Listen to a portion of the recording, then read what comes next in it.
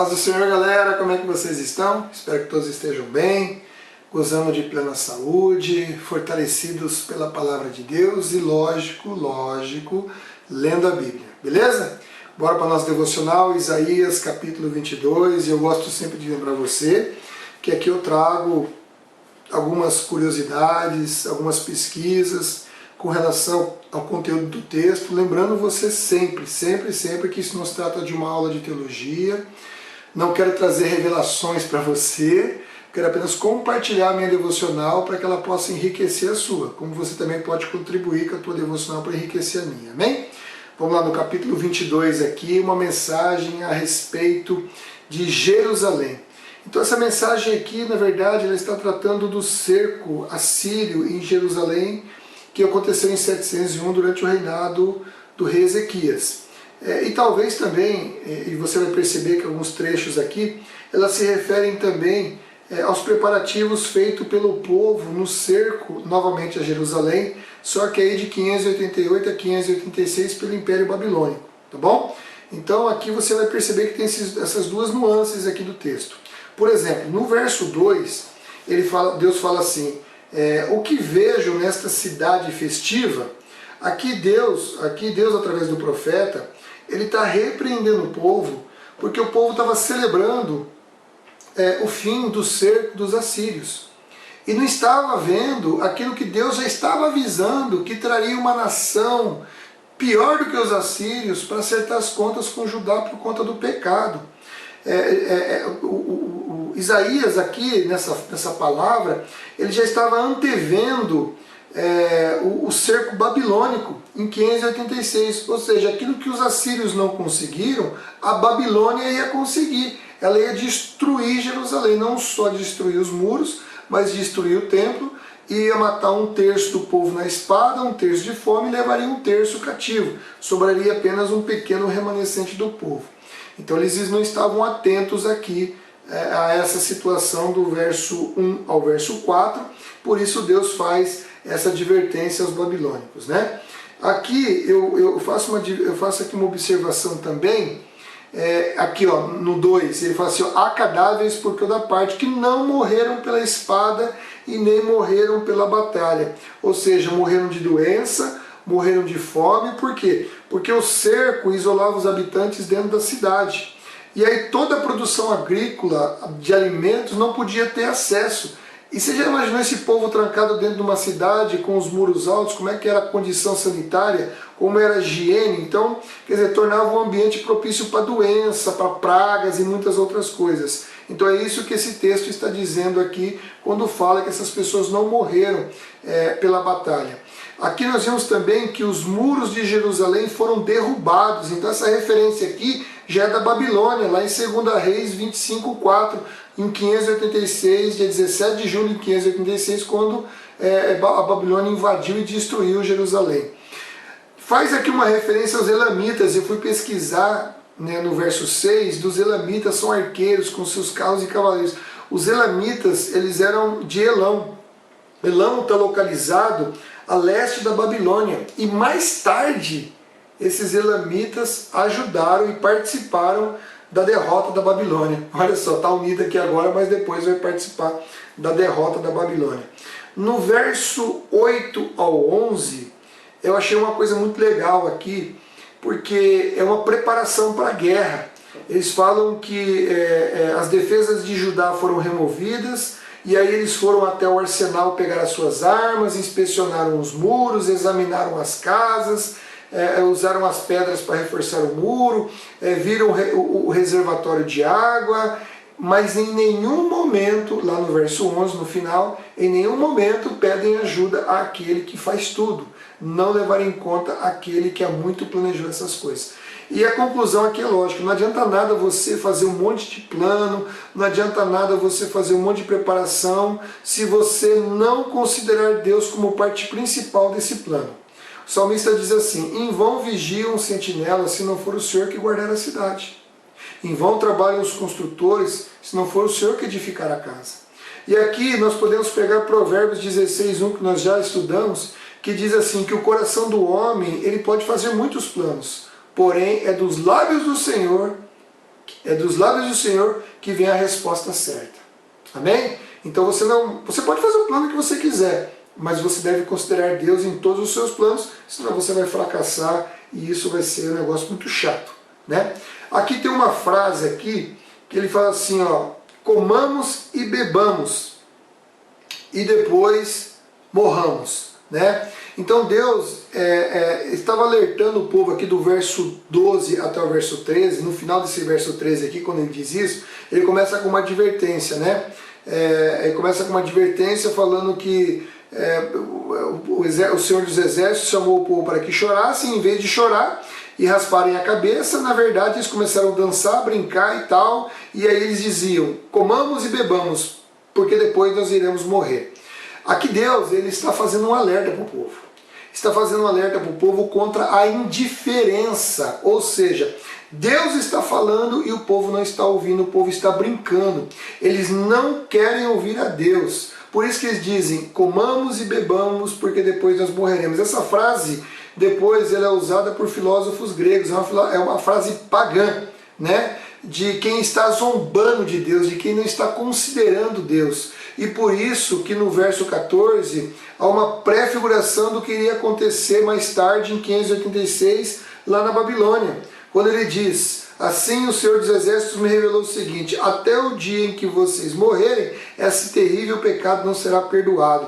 Ou seja, o fato das pessoas não ouvirem. E hoje nós vemos muitas pessoas se comportando dessa exata maneira, ou seja, não consideram Deus, não querem ouvir a Deus, e um dia essas pessoas irão prestar contas diante do Senhor. É lamentável que isso aconteça. É lamentável que isso aconteça. Por isso que Deus diz lá, você é uma... Aí ele faz uma... Depois, logo na sequência, ele faz uma advertência para Sebna, que estava mais interessado em construir um jazigo maravilhoso e fazer um funeral maravilhoso, porque ele achava que ia morrer, do que servir a Deus, e ele diz que ele será uma vergonha. E aí Deus tira ele do cargo e põe Eliaquim, filho de Ilquias, e chama ele de verdadeiro servo.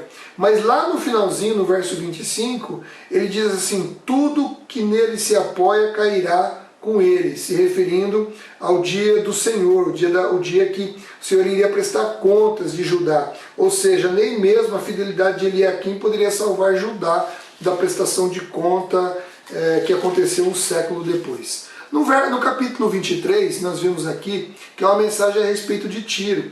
E Tiro era uma cidade portuária muito próspera e muito famosa. Inclusive, as colônias dela proporcionavam grande riqueza, as colônias que ela mantinha, que ela conquistou, proporcionava grande riqueza e grande prestígio para Tiro. E a cidade ela foi atacada por assírios, ela foi atacada por babilônicos, por macedônicos, no entanto ela foi conquistada só em 332 por Alexandre o Grande. E Isaías não apenas profetizou o fim de Tiro, mas também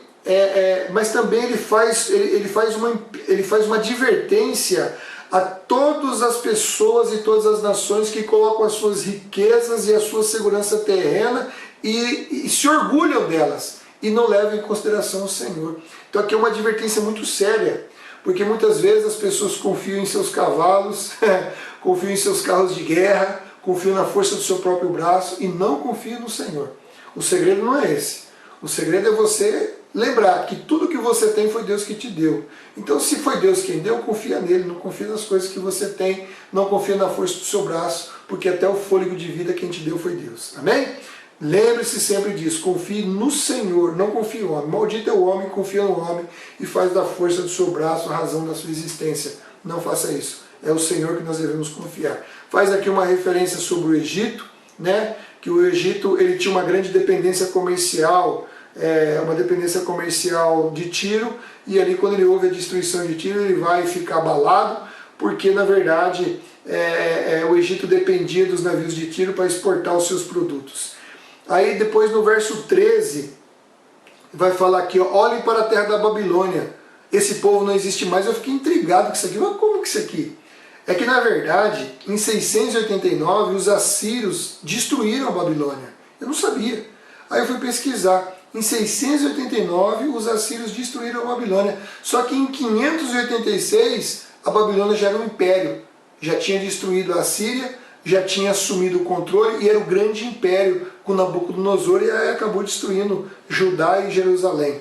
né? Então foi muito legal essa pesquisa aqui para poder saber dessa verdade histórica que eu não sabia.